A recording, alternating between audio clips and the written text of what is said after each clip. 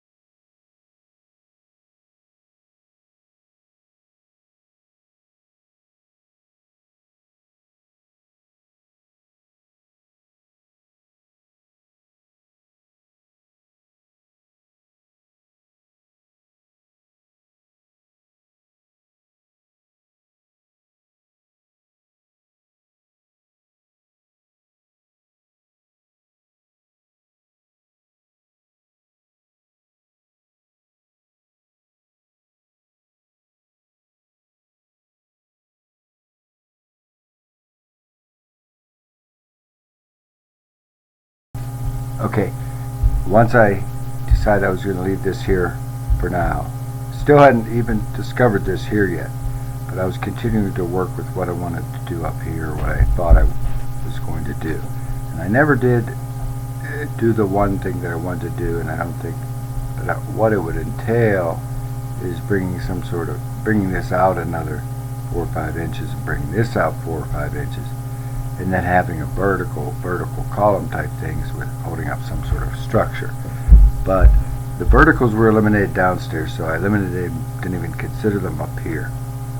But the next thing I did consider was these skylights. And this is where they are, where they come down to this wall here, and this is a 6-foot person here, and this is his line of sight. And it seemed to me, and I'm not sure why they were put this way in the first place, probably because I liked this, and this was early, but you could see he's going to bang his head on that edge. Not that he wouldn't bang it on the ceiling itself, but I think it makes more sense to get that opening up more like that. So I brought these skylights, and that actually helps us because remember, we're really squeezed. You can see it right here. We're squeezed to get ductwork and insulation through here. And so we slide that up like that, and that gives us more room. This is that ductwork coming through here. That gives us more room for that ductwork. So that's where I left those skylights. I left those like that. And then, only because I was getting ready to do one of the next walkthrough, another section of the walkthrough, and I thought about this door again and this blank space back here, and I really entertained that for a minute, putting a door in there. And you will see that at some point on one of these walkthroughs where that door is in there. And when I looked at just the still camera, I was really torn on whether it should be there or not. And I finally eliminated. The only reason I thought it would have validity is because there's so many different variety of folding doors that could come across here and make these into 2 separate rooms, and this would still have 2 exits or an exit to this spiral stairs. But at the end, in the final walkthrough, and by the way, the final walkthrough isn't necessarily what I would choose, but it's just, you know, in most of the final walkthroughs I've eliminated that door because I didn't think it just seemed superfluous. So I eliminated that door through there, but I did show it in 1 or 2 of the walkthroughs. And for those walkthroughs, I'll cover these next several pieces because all the walkthroughs are going to be at the end, and they're going to be, I'll try to snip them up to the important parts. There's quite a few of them as I went through here and developed these final considerations with regard to this. But before we go there, this was some of the last stuff I put together when I came back up here and discovered this issue finally with regard to the asymmetry created when we pushed this wall back here. And I knew I liked this door like this. I knew I liked this door like this, and I wanted to endeavor to see if this issue could be solved without having to revert back to our angled double door. And so we're looking at this, and you can see the asymmetry here, and I don't know if that's that big a deal or not. It's probably not that big a deal, but out here we can't really change. Everything is, I think, has to stay centered on that roof peak, so we can't really change in here and shift that off center. And if we put, you know, this opposite wall, if we mirror that over there and get us back to a symmetrical condition here, and we step through a couple different scenarios,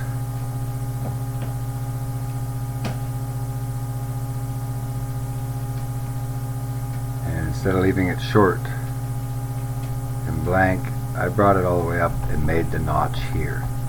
And I really didn't think that that was too bad at the end. And then just make this closet.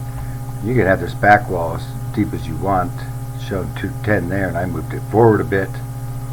But you can have that closet as deep as you want, but the ceiling goes down as you go back. But I decided I would live with this so that I could have this up here. And again, you may differ with regard to that. Your opinion might differ with regard to that. And then I looked at this again, and I had those windows spaced out, and we didn't really do that anywhere else on the house.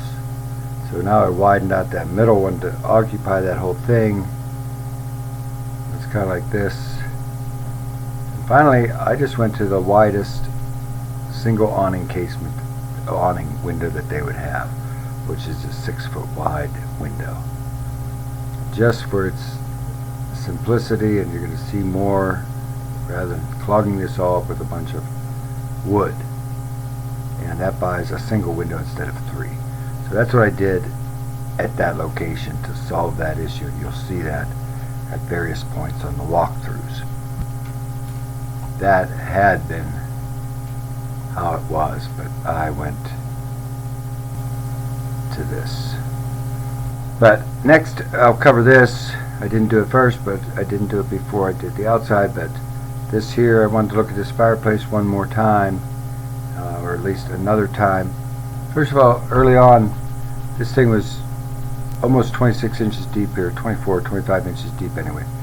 And I pulled that back, pulled it out first, and then pulled it back some to where this is 24 here. And now it's got a projection outward. And at the end, I went further and adjusted this further. When I came back and looked at this fireplace one more time, which was in this series here, and see, I brought the hearth further out from the sides, and this is kind of how it was, where this is only recessed that 1.5 inches. So the first thing I did is I brought that out to a full 3-inch recess here, and then pulled that back there as well at the bottom. And maybe there's an argument that this should be pulled all the way back to as wide as that is, but I didn't show that. But I wanted to get some dimensions on that, and I think you have plenty of room. You may as well. I think this looks better projecting out of the ends. And right now, it's in this final photograph, that's 8'3". That's 8'3" wide from here to there. I wonder if this, I don't know if that helps or not, but so that adds a little bit of dimensionality. I'd be tempted to, bring this edge all the way out to here, maybe to the edge of that one there. But that's what I did with the fireplace there. And then these were the effects of some of the stuff I'm going to show you out here with regard to these, this stepping down and then this piece of concrete here, and etc. These are the results of that. First of all, on this end, before that though, on this end, I brought that out like that, and it's because this was tight with all this water coming down here. So I wanted to bring that out, and this picture's terrible. I don't know what, I wanted to bring that out further, so I brought that forward. And then there's a regular soffit there, whether that's a smooth soffit or beaded. It's probably run like that. That's what I did. I left it beaded soffit. I also added that same, not beaded soffit, to the 2 main front gables at the porch and here. And you'll see those on those finished photos. But before we go back to those finished photos, recall that this little section of cement here, that was back when we had this whole porch out here, as I recall. So it's kind of left over from there, and it's kind of narrow. It's enough for a dog to lay on, but it's not even really enough to sit a seat for a person. So I started moving that out some. First I just moved it out 8 inches or so, and then I moved it out a little further, and finally by the time, so then we had it 5'3", that'd be enough to set up one of those swings or something like that here, and have that make a little more sense, having that piece of concrete over there, because this doesn't really make sense having it over here. So I brought it out further, plus just the scale of everything that's over here, it needed to be, I think, needed to have a little more concrete. The other thing that happens as that thing slides down this long length, and you'll see that on those photographs from that end when we return to them, that reduces that and I think it looks better. So I brought it out to 5'3" with 14-inch steps, and then I made those steps 15 inches. Finally, before it was all said and done, because it still seemed a little small in relation to everything else, I brought it out a little bit further so that this margin is kind of even with here, and this is what you have up here. I had a little trouble horsing around with those steps there, and I think that's what I ended up with. That's what I'm going to show in the very final walkthrough. That's the final version you'll see, because it seems to make the most sense, which is going to be something like that. But I stepped through these in a number of ways. This just seemed a little dangerous, and that was just not going to work, and that actually seemed to make the most sense. Adjust that terrain however you need to make that work. And that's not what we ended up with. We ended up with this piece coming out here. Out here, the only thing I really changed is I changed that round to 22-inch round. And there's the skylight sliding up, which helps us on that valley there in any event. Okay, so we can go through these. So before the interior walkthroughs, this was developments out here apparently with regard to this and that overhang there.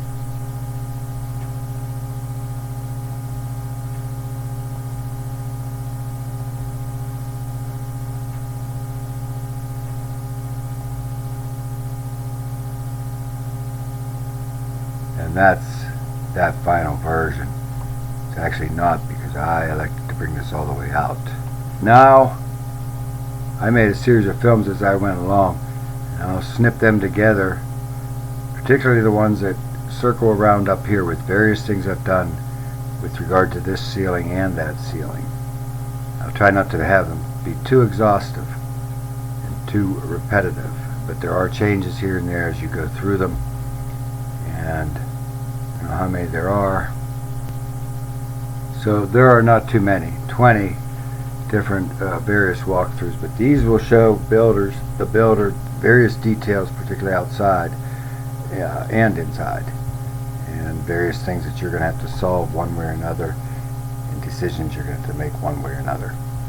But I'll let them run. Probably I'll have to add some narration, but let's see what happens.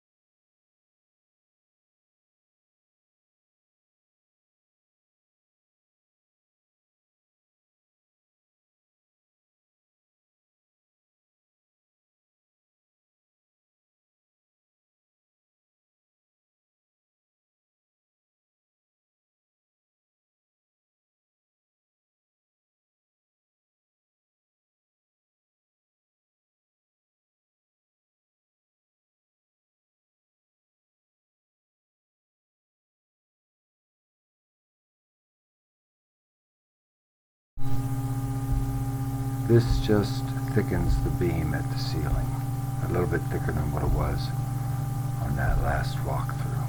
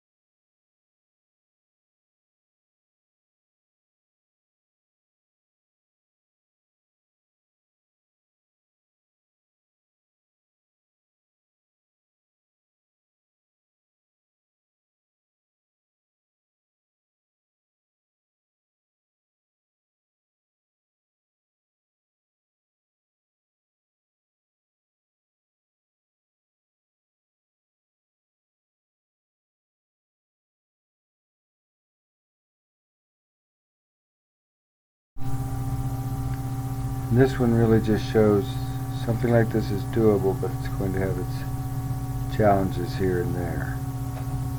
And maybe that ceiling stops at the level of the dormer ceiling and doesn't continue down the slopes, but that doesn't seem like that's going to make sense on both sides. So there will be a number of things that have to be solved in the event something like that's desired. And I'm not saying, looking at it, that it might not be worth solving that if that was something that was wanted, because I don't dislike it. It just has its issues.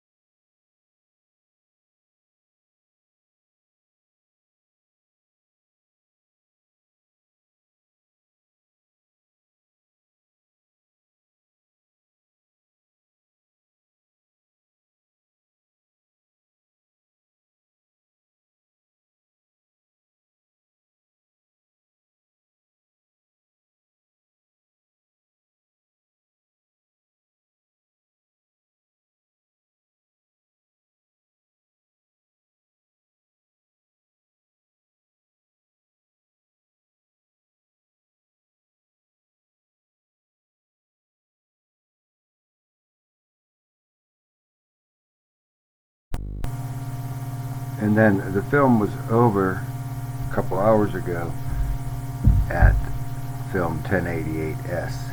So everything after that, which is from here, what we're watching forward, I stepped away and did a few other things, and I think that should pretty much finalize it. I know for the 100th time, I think that should pretty much certainly have circled around the entire structure. No, we have not touched the south side to any great extent since the last time we developed that. But it should be okay for the moment, but this certainly will finish up the rest, the west side and the north side and the second floor. That's all, and I shouldn't be talking anymore, and I will talk to you the next time.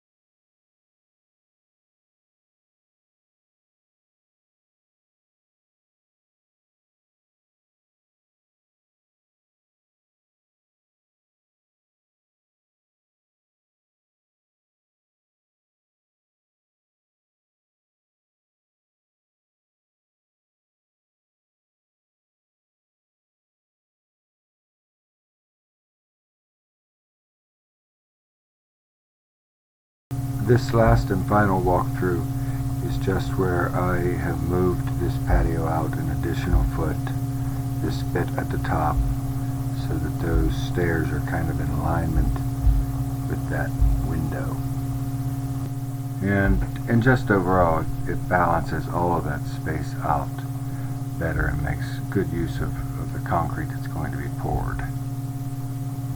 The next several photos just are showing some of those variations at that west porch and with the stairs to grade.